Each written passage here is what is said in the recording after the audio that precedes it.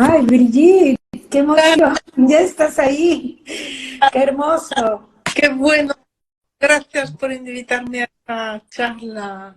Qué Muchas bueno. gracias por aceptar la invitación, estoy muy feliz. Mucha gente se interesa por el tema educativo y empiezo presentándote, pues ella es Brigitte Champetier de Rives.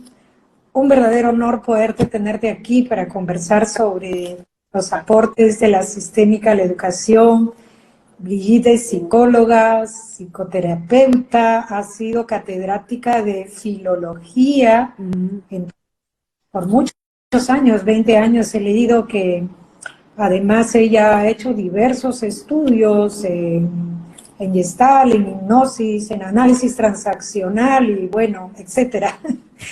Eh, entonces, nada, muchas gracias. Y quería empezar con algo que jaló mi atención. Y fue cuando leí este libro. En el inicio de este libro, tú haces mención a tu tatarabuelo, Luis Hachette, Sí, perfecto. que fue el fundador de la editorial Hachette, Sí. además de ser el mentor de este libro. Y entonces yo me preguntaba, ¿cómo así nosotros elegimos lo que queremos hacer para no encuadrarlo en una profesión? Porque nuestra misión de vida trasciende una profesión, ¿verdad? Sí, Entonces, que nos cuentes un poco, porque si el tatarabuelo es una inspiración, además decir, me leí un poco del tatarabuelo buscando en el internet y ya. veía que había estudiado en lo que acá conocemos como, antes se conocía como una normal y ahora son escuelas pedagógicas, y que Sí, además se interesó muchísimo por mejorar la educación, por sí, difundir exactamente. y Sí, entonces encontré que había ahí una sinergia, una resonancia, algo muy maravilloso sí, con lo que tú haces, ¿no? Brigitte expande la filosofía de las nuevas constelaciones por el mundo, está en todo este desafío de que, bueno, de ir creando y generando y ampliando lo que fue creado por Bert Hellinger. ya. Sí, Entonces, nada, cuéntanos un poco a partir de ahí, que era como que me gustó muchísimo esto que tú mencionas. sí. Mira, por un lado, uno puede descubrir con los años que todo lo que ha hecho, todo sirve a este objetivo final que nos muestra nuestro holograma, esa misión que tenemos para nuestro sistema familiar, que es también misión para el destino colectivo. En muchos aspectos creemos que estamos eligiendo este trabajo, este otro, pero después vemos que precisamente todas las decisiones importantes o todas las decisiones están dirigidas por nuestro guía, que está al servicio de nuestro sistema familiar y de nuestra misión. Entonces, que en el fondo no hay decisión casual ni decisión propia, sino que todo me empuja, menos mal, a elegir lo que conviene para mí, para mi misión, ¿no? Y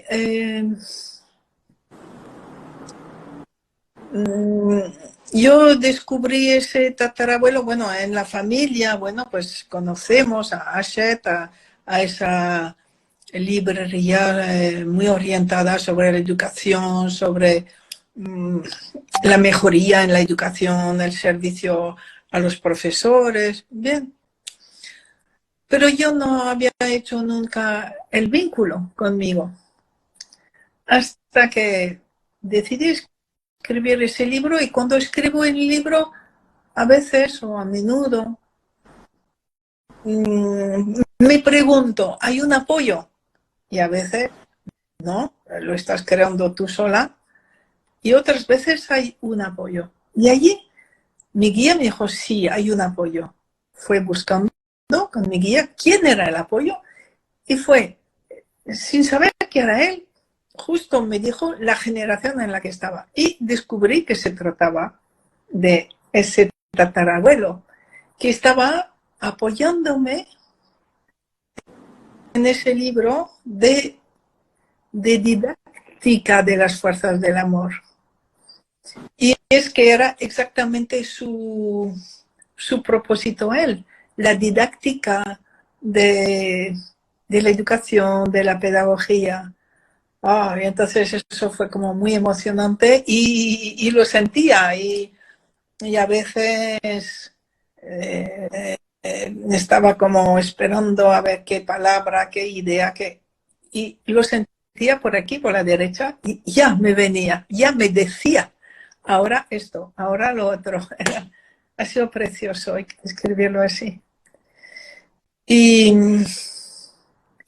mis años, mira, mis años de profesora me enseñaron mucho sentido en que los que más me interesaban eran los alumnos que no lo conseguían, que no conseguían entender, hacerlo bien y tal. Y entonces todo mi empeño era traerles el material o la explicación que para ellos fuera la buena para por fin entender. Y entonces esa actitud me acompaña siempre.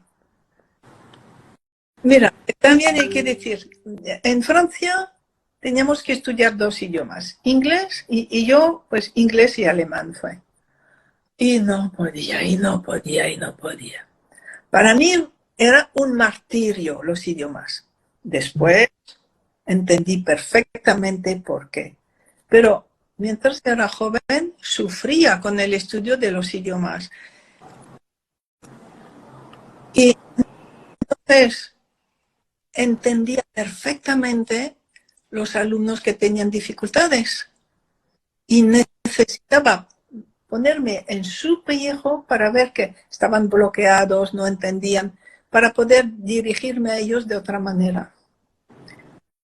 Y eso me ha guiado mucho en la pedagogía o en la didáctica de las constelaciones familiares.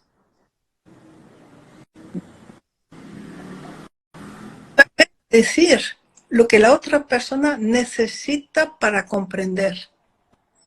Salirme, bueno, pues de las transmisiones acostumbradas, sino poder entrar. Yo también he sido muy resistente a ciertas cosas de Hellinger, pero entendía todo lo que hacía. Lo entendía perfectamente. Y entonces fui entendiendo a qué me resistía. Entonces eso me ha permitido ver cómo presentar, cómo hacer los ejercicios, cómo ayudar a la gente a comprender ciertas cosas que nos cuesta entender porque estamos tan acostumbrados a verlos de un modo o de otro, ¿no? Sí, así fue mi acercamiento a los ejercicios, ¿no? Y luego, mira, uno de nuestros autores franceses, Boileau, dijo, lo que se entiende bien se expresa con claridad. Y para mí esto es una regla en la vida. Hasta que no entiendo, las cosas son confusas, las explico de un modo muy complicado. Ya entiendo algo, es que las cosas son muy sencillas y descubro la esencia de lo que es. Y entonces puedo transmitir con claridad las cosas. Y mientras las cosas no son simples para mí, es que no las he entendido.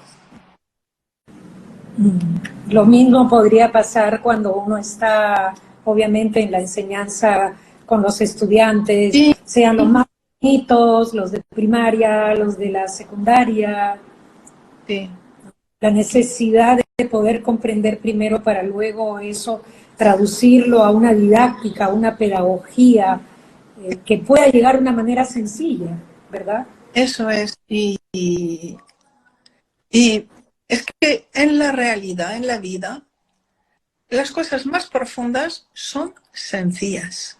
Son sencillas.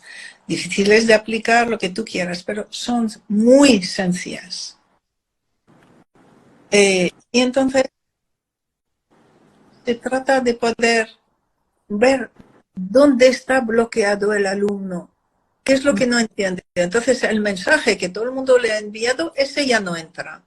Por lo tanto, le tengo que enviar otro mensaje de otra. Y es cuando se descoloca y me puede recibir.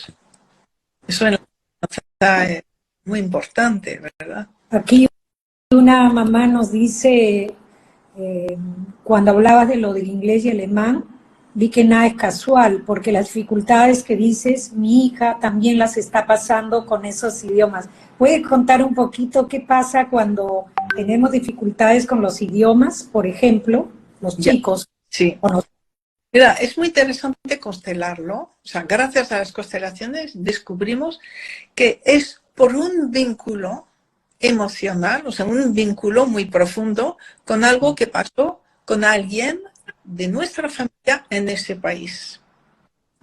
Entonces, o bien alguien hizo daño a nuestro familiar, o bien nuestro familiar hizo daño a alguien de ese país y quedó una deuda. Ujú. Y es eso, esa dificultad permite ver en general a dos personas que necesitan por fin ser vistas las dos juntas con amor. Entonces, yo no sabía todo eso, ahora claro, lo puedo ayudarte con esto, pero después sé muy bien en mi familia lo que pasó y era exactamente eso, exactamente. Desde que lo entendí, el alemán lo manejo como, como si hubiese seguido allí en Alemania, ¿no? Con Bergelingen. O sea, se trata de eso. Bien, no tendría por qué haber, digamos, estos tropezos necesariamente. Y entonces, como hay varios que están diciendo, yo tengo con el francés o tengo esto, es lo mismo para cualquier idioma, A nivel ¿verdad? de idioma, que represente el idioma y que vea que hay alguien que sufre o hay una culpa, que hay algo que mirar sin poder entender, simplemente saber que hay dos personas, una de ese país y una de nuestro país, hubo un sufrimiento entre las dos. Entonces poder tomarlo ahora en el corazón, sea el país que sea. Ujú. Dificultades matemáticas. Curioso allí. O bien es que el profesor o la profesora de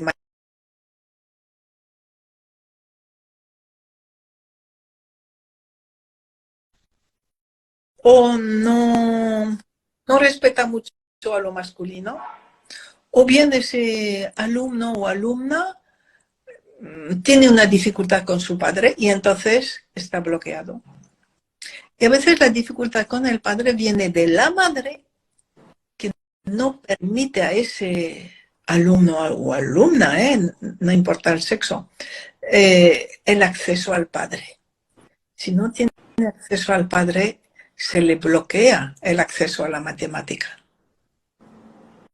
Y muy frecuentemente viene de la madre.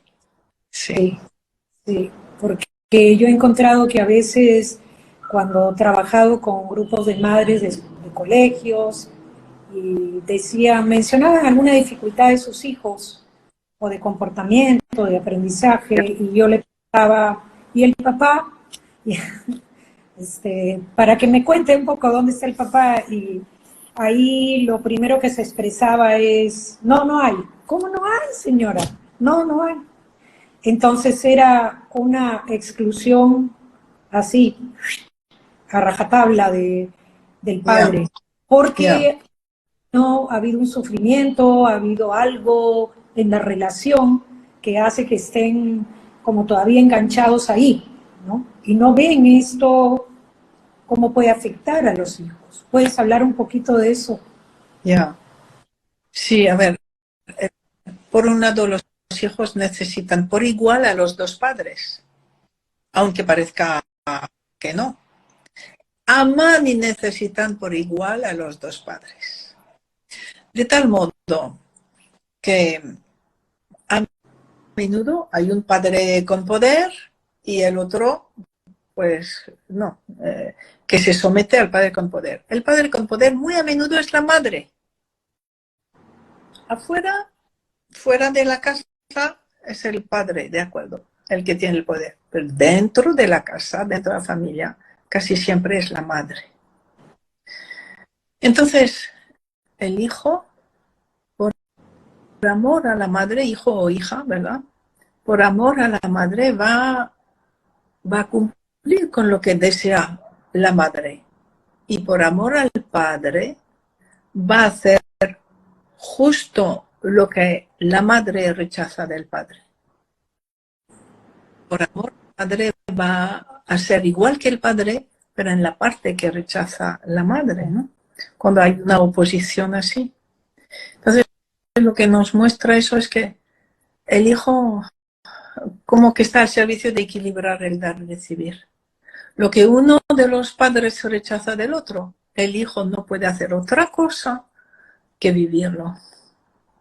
No puede hacer otra cosa.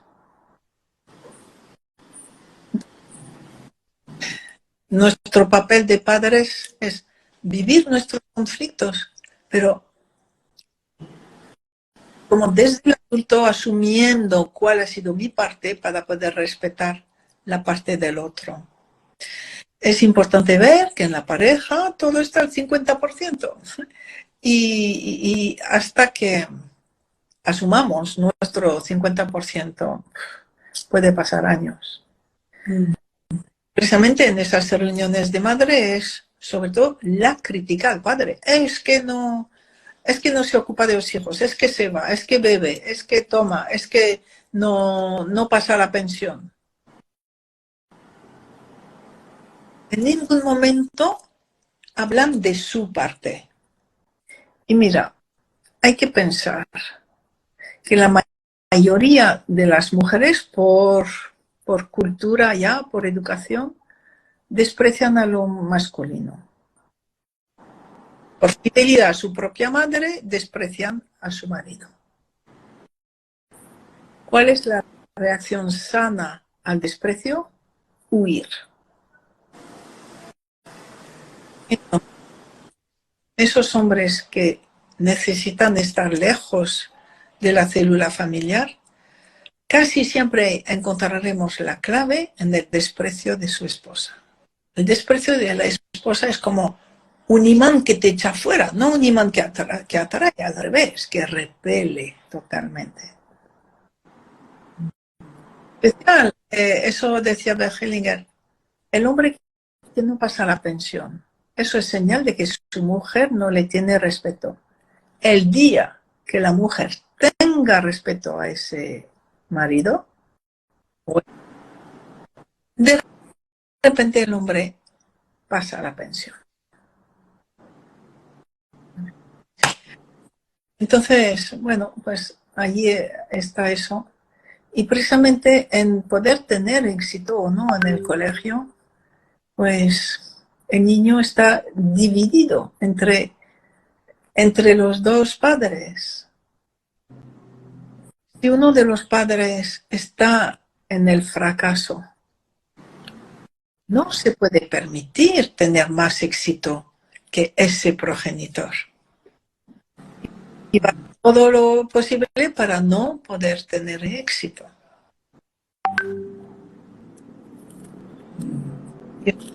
Por amor a su progenitor.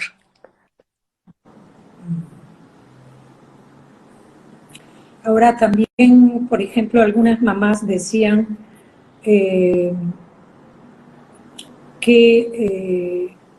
no le decían, no le hablaban mal al hijo de su padre. Pero lo que yo diría es que al hijo le llega el mensaje más profundo de lo que la madre siente, Es- piensa. ya. Aunque no lo diga, si la madre lo está despreciando, esa información le llegará al hijo, Eso. ¿verdad? Y sobre todo en el silencio. En el silencio sobre el padre. O sea, lo que necesita un hijo. Lo mismo que diera la madre. Oh, eso lo haces igual que yo cuando era pequeña. Oh, mira, tienes el mismo pelo que yo. Lo mismo con respecto al padre. Hoy tu padre, ¿cómo le gustaría ver eso? Hoy lo has hecho tan bien, qué alegría le va a dar a tu padre. Mira, en eso te pareces a él. O sea, hacerle vivir con cariño al padre junto al hijo. El hijo tiene permiso de disfrutar de ser hijo de ese padre. Es cierto. Y en eso va el permiso de éxito de ese hijo. ¿Alguna vez has mencionado, no sé si podrías hablar, por ejemplo, importa que yo elija una escuela con ciertas características, Ah, que le enseñe tales valores, que le enseñe, no sé, que liderazgo, que esto, que el otro, y cuando su hijo salga de la escuela va a ser así, así? Es un poco la propaganda de la escuela privada, al menos acá, ya, ¿no? ¿En qué nos fijamos o en qué deberíamos tomar en cuenta cuando elegimos una escuela? eh, como aprender nuestro hijo en la escuela a socializarse, a ser un miembro de la sociedad. Y en la sociedad habrá de todo, no solo unas familias iguales que la mía, por ejemplo, ¿no? Entonces, bueno, uno se elige en un colegio privado por eso o por lo otro, pero no preparan mucho a su hijo para la vida en general. El hijo aprende más en el colegio más cerca de su casa. Si es privado, privado. Si es público, público. El que esté más cerca de su casa, para incluir lo que hay. Simplemente incluir lo que hay y no seleccionar. Ese era su concepto, ¿no? Y aprovechar lo que la vida me ofrece. En algunos colegios, por ejemplo, mezclan a los chicos de un año a otro, ¿cómo se llama? Los mezclan toditos y Sí. la idea es que aprendan a relacionarse con otros, ¿no? Este año me tocaron con tales, al otro año me tocarán con otros y así al otro año me tocarán con Sí. otros, ¿no? A nivel de socialización eso es muy bueno, ¿verdad? Muy bueno. Nos enseña a vivir en la futura realidad. Bien. Más mayores, así. Claro, vamos a encontrar toda clase de gente en la vida, En la realidad, eso una es. Sí.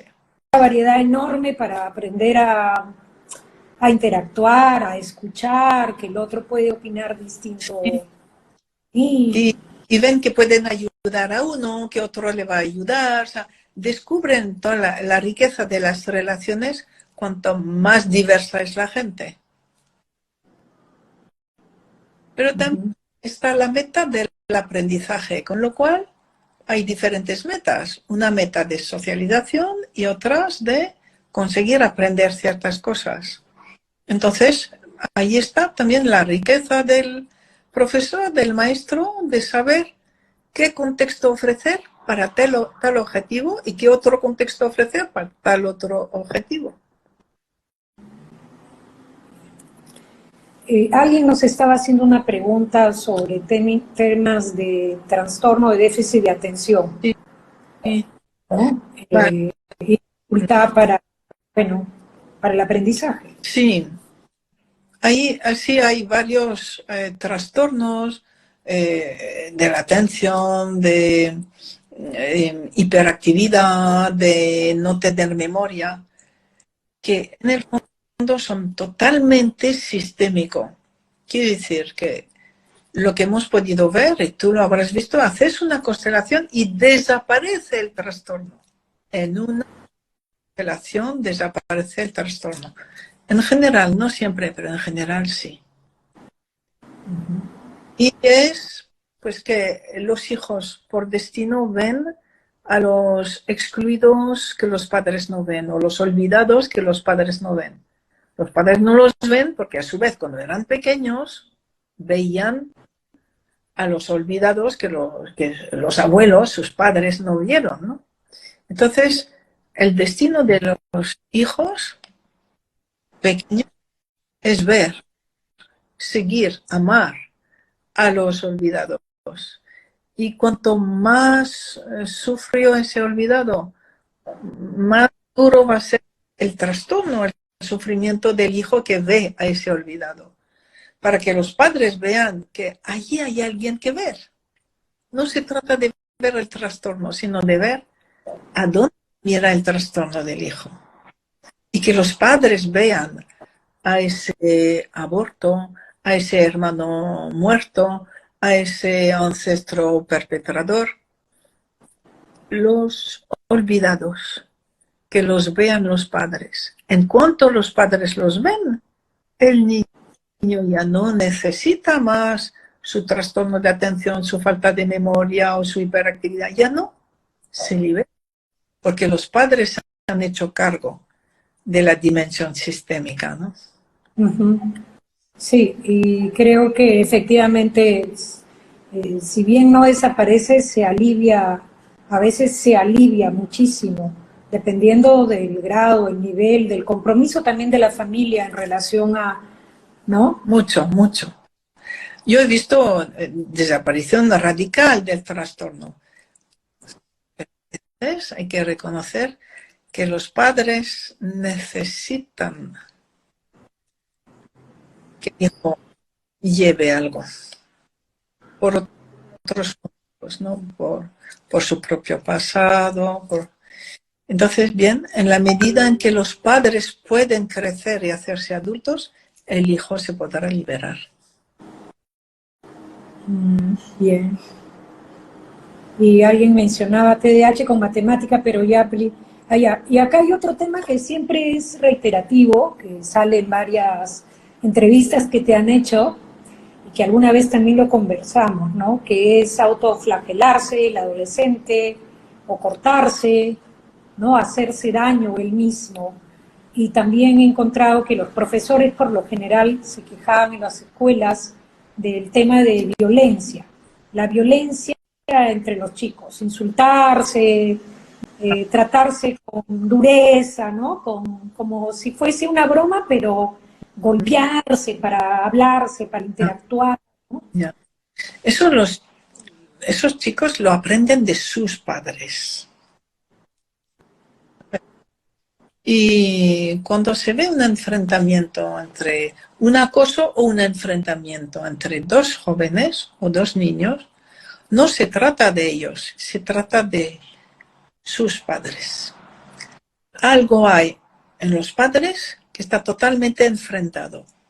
Muchas veces es inconsciente, pero es el pasado de cada familia. En alguna generación estuvieron en una guerra, en una guerrilla, en unos enfrentamientos frontales, mortales, ¿no? Y al encontrarse en la escuela, todo el pasado de esas familias se activa. Y el inconsciente de esos padres dice al hijo, tú atácale o defiéndele por mí, véngame, haz daño en mi lugar. Y entonces la lectura, y la única lectura que permite sanar la violencia, es ver qué hay con los padres.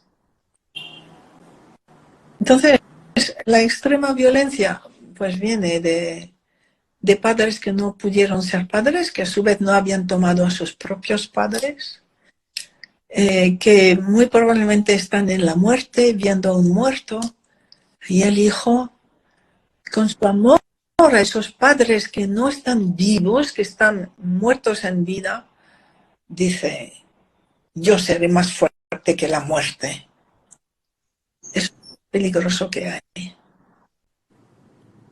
Ve a su madre arrastrada por un pasado de, no sé, de crímenes o de víctimas, que avanza en la vida como puede, sin fuerza, porque tú ves que está en la muerte. Y el chico que se ha vuelto muy violento, muy agresivo, las maras, por ejemplo, ¿no? Le ha dicho, mamá, confía en mí, yo soy más fuerte que la muerte. Entonces yo puedo matar impunemente, porque así saco a mi madre de la muerte.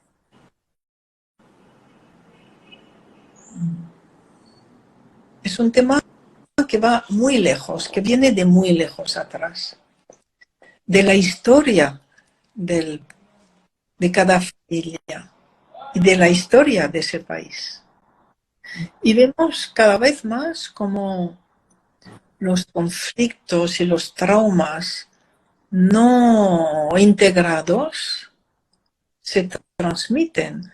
Y los traumas y conflictos no integrados pueden venir de hace más de 100 años, de 200 años. Pueden venir de muy lejos.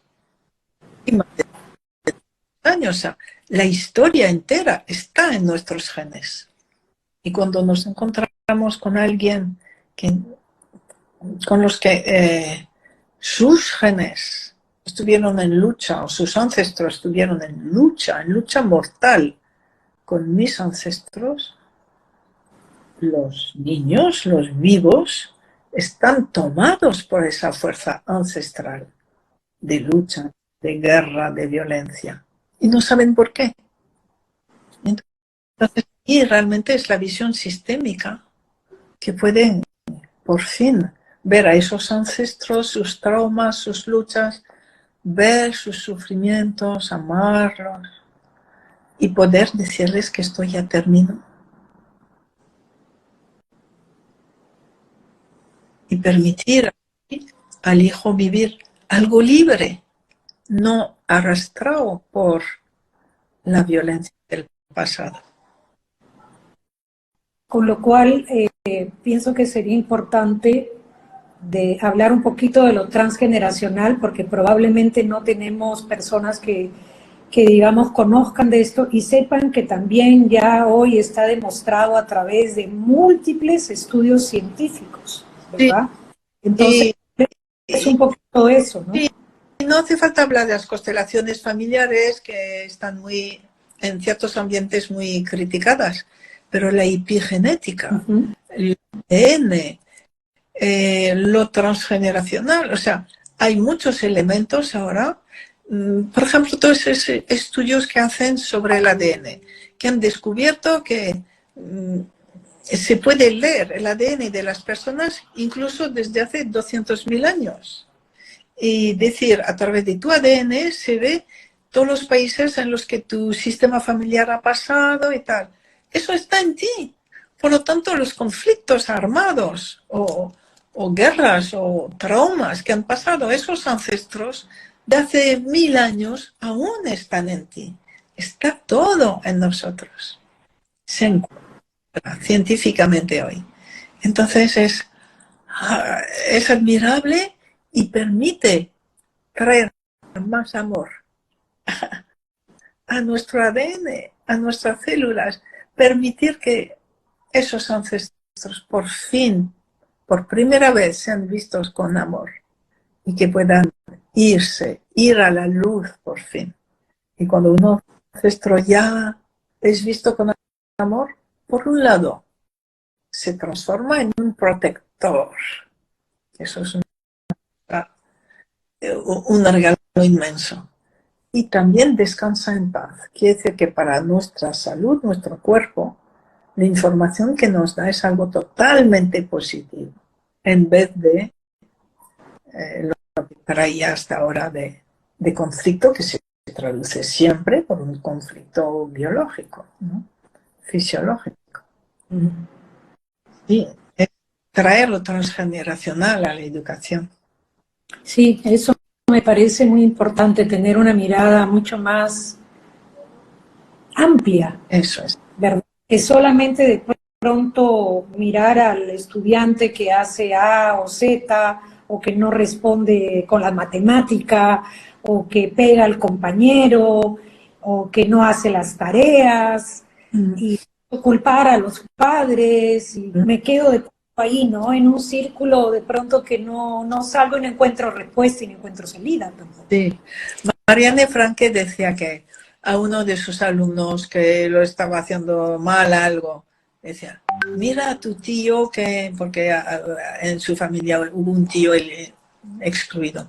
Allí se les podía decir, mira a ese ancestro, mira, dile que ya puede descansar, que ya está, que tú le amas. O sea, ir haciéndoles sentir su árbol genealógico. Es que va mucho más allá del árbol, o sea, su ADN. Siente tu ADN, siente tus genes.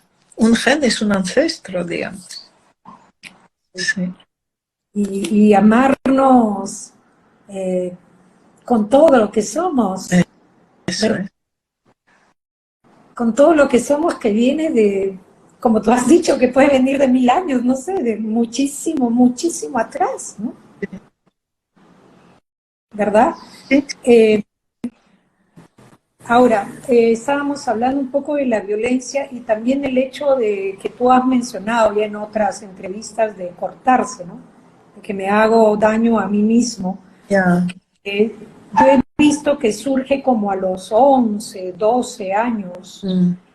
A veces un chico de la clase empieza a cortarse y bueno, por resonancia, me imagino, resuena con un grupo y este grupo de 5, de 6, son los que empiezan con este tipo de, digamos, de comportamiento, de actitud, de hacerse daño. Y, y bueno, háblenos un poquito de lo que hay detrás de eso, ¿no? Yo no he trabajado mucho con los jóvenes, igual sabes tú más. Sí, en grupo no, pero a nivel individual, el joven cuando se hace daño quiere llevar, eh, quiere pagar por alguien.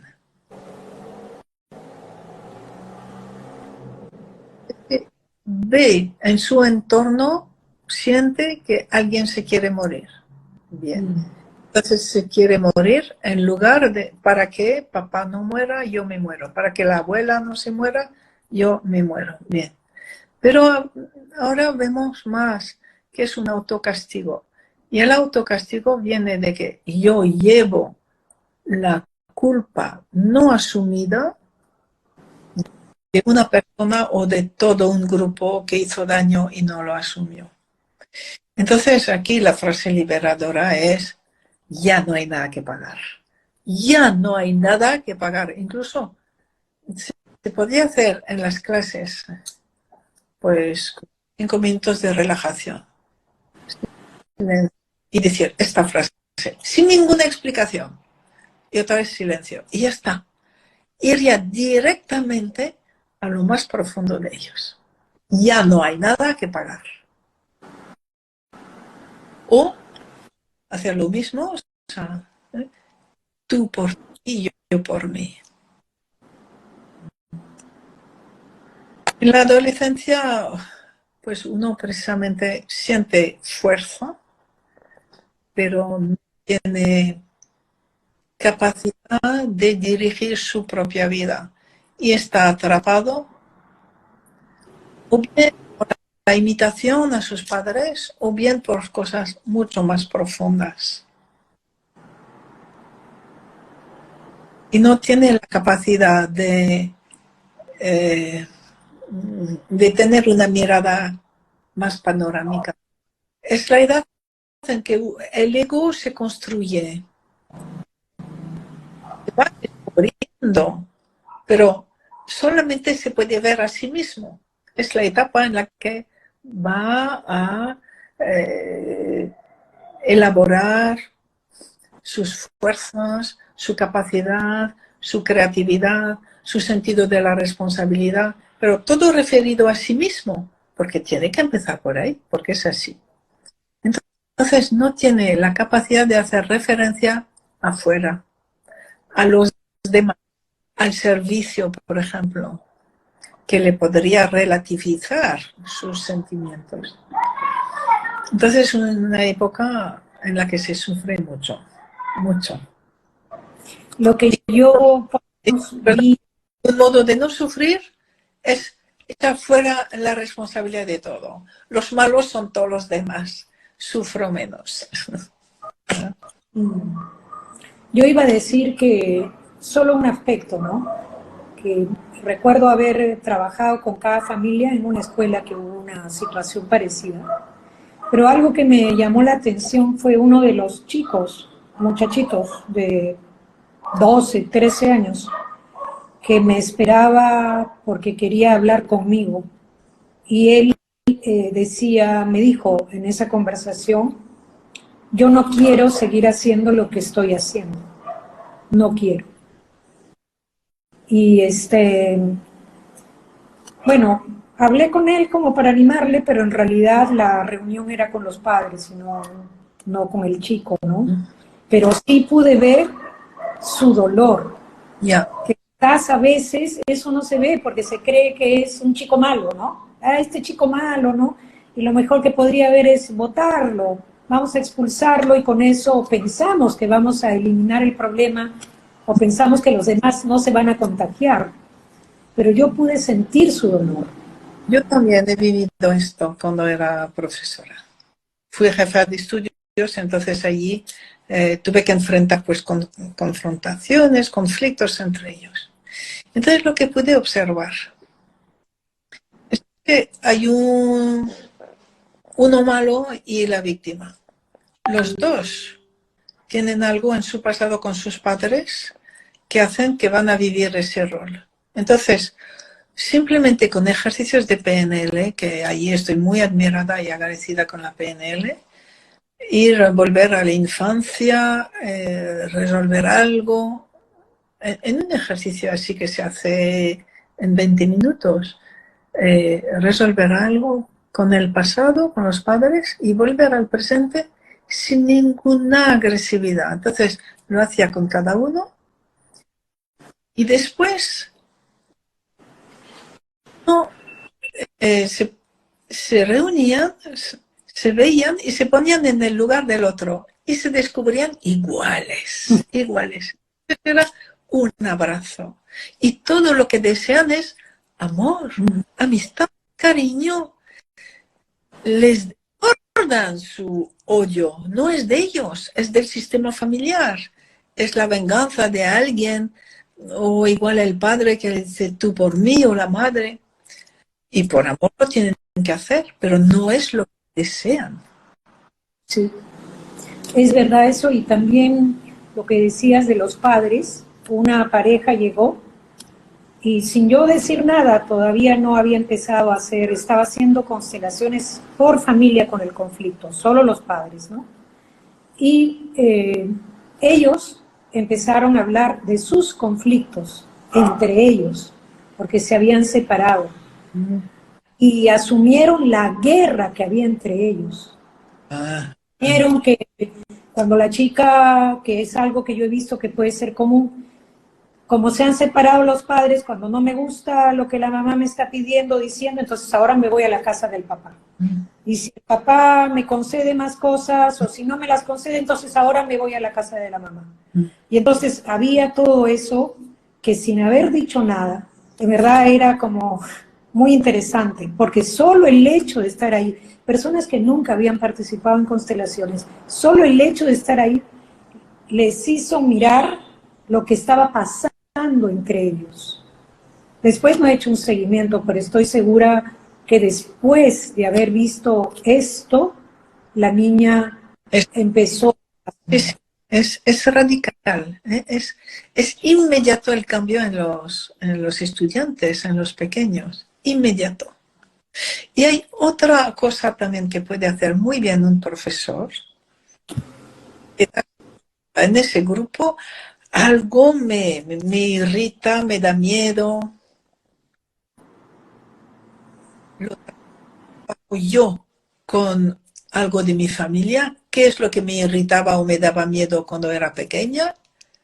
La persona se hace su propia constelación, su propio trabajo o busca una ayuda y al día siguiente ha desaparecido el motivo. El alumno que fuera o los alumnos que fueran han resonado con la transformación del profesor y la clase se encuentra en una calma total. Muy, muy importante recordar continuamente que estamos emitiendo información y recibiendo. Nuestros alumnos reciben toda la información de cada profesor y nosotros la de ellos. Y entonces cuando hay algo en común, un mismo miedo o complementario, una misma agresividad o complementaria, se multiplica por 10 en mí y en el alumno correspondiente. Y entonces se hace una clase insoportable. Entonces, yo trabajo lo mío, necesito definir, pues sí, ese chico es insoportable porque... Bien. Entonces, este porque lo trabajo conmigo misma y mi pasado. Y lo otro se encuentra siempre lo que yo he vivido que se está proyectando en mi clase. Y al día siguiente ha desaparecido. Y para esto yo lo que siento es, necesitamos ser muy humildes para poder crear, porque alguna vez que lo he mencionado, yo daba un curso a profesores como parte de la currícula que se llamaba algo así como escuela, y la familia y la escuela, ¿no? Entonces unos me decían, entonces quiere decir que la culpa es mía. O la mitad de la culpa es tuya, sí. eso, ¿no? Y por otro lado, también creo que es importante algo que algunos me decían, pero a los papás hay que decirles cómo tienen que criar a sus hijos, porque para eso nos hemos hecho profesores y nosotros tenemos más estudio. Entonces, yo decía que no tiene que ver con los diplomas que tengamos y que esos padres, si puedes hablar un poquito de esto, son los mejores padres para esos chicos. Y así lo tiene que sentir el niño, el joven, ¿no? Entonces, mira, en la elección de la profesión, casi siempre, no siempre, pero casi siempre, elegimos algo como para hacerlo mejor que el padre o la madre. Entonces, ¿por qué has querido ser profesora? ¿Qué pasó en tu infancia? ¿Querías, o sea, tú criticas tu modo en que tu padre o tu madre te han enseñado las cosas y que tú lo vas a hacer mejor? Entonces, tú te sientes mucho mejor que los profesores de tus alumnos, que los padres de tus alumnos, ¿no? ¿No es así? Entonces, allí hay un largo proceso en el profesor de empezar a respetar a los padres de sus alumnos. Él solo es el profesor, al servicio de los padres. Mientras que al principio de la enseñanza muchos profesores se hacen dueños de los hijos. Yo sería muchísimo mejor madre que la de ese pobre alumno, ¿no? Y eso provocó yo el fracaso en ese alumno. Porque él siente que traiciona a su madre si me complace a mí.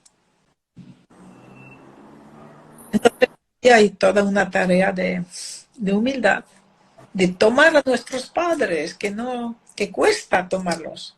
Y cuando los tome, sabré a los padres de mis alumnos. Y entonces hay que pensar, estoy al servicio de los padres de mis alumnos. Estoy a su servicio, no ellos a mi servicio. No. Entonces, bueno, pues muchas nociones de humildad, de encontrar nuestro lugar, que siempre nos refleja lo que está sin terminar en nuestra familia de origen. Es que es así. Toda nuestra vida fuera de la familia, todos los problemas que pueda haber o problemillas, son espejos de cosas sin acabar en la familia de origen. Es mucho de agradecer porque la solución es muy fácil con los problemas que podamos tener. La solución está en nuestra familia de origen. Hellinger decía, los padres son la base de todo. Y cuando aparezca un problema de la naturaleza que sea, mirar ahí, ¿verdad? Eso es, eso es. Y encontraremos, quizá el problema tiene una raíz mayor, pero encontraremos la fuerza y la sabiduría cuando estemos en nuestro lugar, respetando, respetando a nuestros padres, respetando a los padres, respetando la misión de la escuela, que es una gran misión, preparar a esos jóvenes para ser futuros ciudadanos útiles a ese país. Y a veces se nos olvida. A veces queremos que no, tienen que ser hoy tienen que disfrutar, ¿no? La enseñanza tiene una meta, preparar a ciudadanos adultos útiles a su país. Y eso tomará muchos años. Bueno, no es automático. es una meta, pero mira, como todo resuena, lo que ya se está haciendo resuena y se amplía. Y como lo que es, lo que tiene una frecuencia más alta atrae hacia las frecuencias más bajas, pues eh, igual es un número muy pequeño el de profesores con luz, pero tienen una fuerza mucho mayor que los profesores que están en la oscuridad, digamos, ¿no? Entonces, bueno, pues confiando y que también esos momentos o personas que tienen que pasar por esos bajones, esas fases duras y negativas, son necesarias, forman parte de la evolución, porque después de pasar por lo difícil, necesariamente se remonta y se descubre algo que permite dar un salto evolutivo. Entonces, todo está al servicio del progreso, de la mejora. Pero no es un camino recto, es un camino así, así.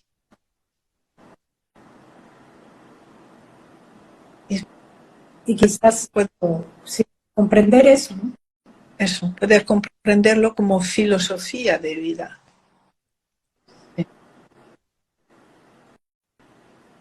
Entonces también creo que algo que me parece importante es esclarecer que la familia tiene un rol que es muy distinto al de la escuela y que la escuela a veces quiere, al menos yo a veces lo he visto, ¿no? Como suplir algunas cosas que en realidad le corresponden a la familia y ¿Sí? no le corresponde a la escuela. ¿Sabes? O padres que quieren hacer de profesores o dirigir a los profesores, pues tampoco. Cada uno tiene su papel. Exacto. Pero mira, para eso hay que estar en su lugar con sus propios padres para descubrir cuál es tu lugar y tu papel. Y hay que tener mucha humildad. Entonces, bueno, pues todo poco a poco se va aprendiendo, se va viviendo. Hay enfrentamientos, pero que desembocan en nuevas tomas de conciencia. Y los conflictos son realmente de agradecer porque con ellos descubrimos muchas cosas. Tenemos nuevas tomas de conciencia, las dificultades. Y, por ejemplo, eh, unos comentarios de profesores que quieren decir a los padres lo que tienen que enseñar a nivel sexual a sus hijos, ¿no? vemos que los profesores no han tomado a sus padres, no respetan a los padres y están en un papel como muy infantil en su vida, de no aceptar la realidad como es, sino solo vivir de intenciones, de proyectos, así. Cuando la sistémica nos dice, lo único que existe y que importa son los hechos, no las intenciones. Por ejemplo, a nivel sexual, lo único que importa es la biología. No si quieres tú ser esto o lo otro. La biología y las posibles intrincaciones que haya. Nada más. La biología es sagrada. Pero para poder aceptar eso, la persona tiene que haber recorrido las cosas de la vida, haber aceptado la vida como es, haber amado a sus padres como son, haber renunciado a sus ilusiones y curtido con la realidad como es. La que manda es la realidad.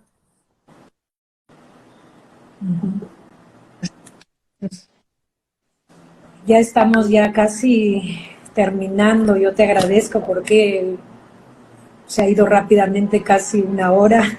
Me ha gustado mucho porque las dos hemos sido profesoras, ¿verdad? Y Sí. un feeling entre un amor a lo que hemos hecho, a esa relación con los alumnos y un amor con esas dificultades que ahora nosotros sabemos cuál es el hilo para desenredar esas dificultades. Y nos gustaría tanto que más personas entendiesen, ¿no?, cómo desenredar. Y yo, por ejemplo, encontré algo muy interesante que decías al principio: los hijos no se van a dar permiso para tener más éxito que sus padres. Y en algunas escuelas públicas que trabajé en las zonas periurbanas, pasaba algo bien interesante. Madres que no habían logrado estudiar o que alcanzaron 1 o 2 grados de primaria y que los hijos tenían dificultades en el aprendizaje. Entonces, o que me decían, a mi hijo le pasa tal esto, yo escuchaba con atención, no aprende, se olvida, en fin, ha repetido el grado, y a continuación agregaba, me pasó lo mismo. Ya, Eh, ya, ya. Como esta necesidad de mirar siempre un poco más atrás, Sí, con amor para que pueda ser resuelto, ¿verdad? sí. Y entonces, poder introducir, mira, yo de un modo más o menos oculto, empezaba todas mis clases con 10 minutos de relajación y meditación y visualización. 10 minutos, a todas las clases. Los alumnos aprendían la misma cantidad de materia que los demás profesores. Entonces era fantástico porque aprendían a relajarse, bien, todo eso. Entonces, en un momento así, es cuando podemos darles mensajes muy importantes. Tu mamá desea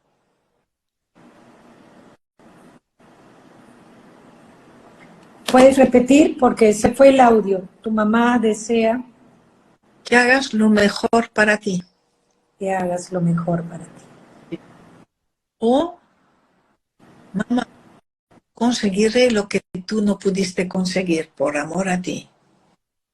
Para conquistar, mamá, por amor a ti, no lo haré mejor que tú. Sentir cuál es la frase que puede ayudar a esa clase. Por amor a vosotros me permito el éxito.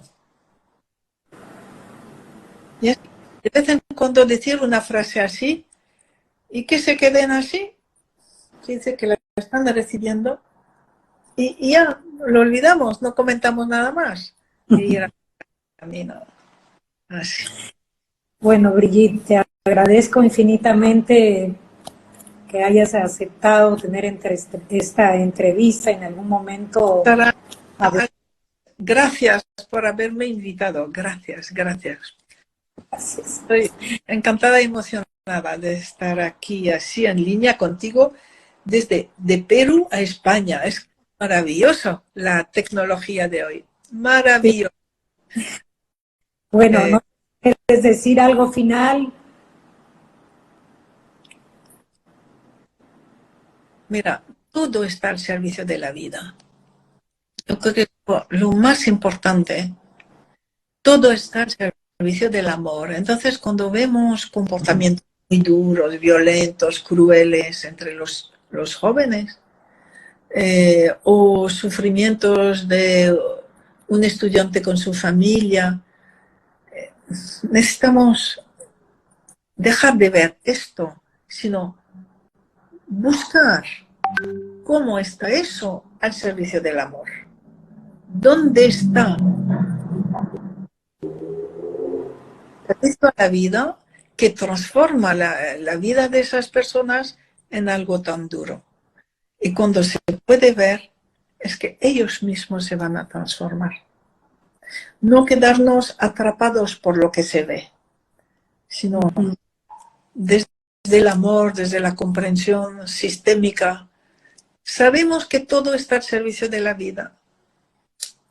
Entonces, por ese violento que simplemente internamente dice, mamá, yo soy más fuerte que la muerte para salvarte a ti. Eso es lo que dicen casi todas las maras. Por favor, encontrar el hilo del amor en esos comportamientos tan duros o de tanto sufrimiento. Gracias, Brigitte. Nuestro papel, ¿verdad? Muchas gracias. Hasta pronto. Un gran abrazo. Un abrazo. Un beso y gracias. Gracias a todos Y a todos. los que nos han acompañado. Sí, a todos. Muchas gracias.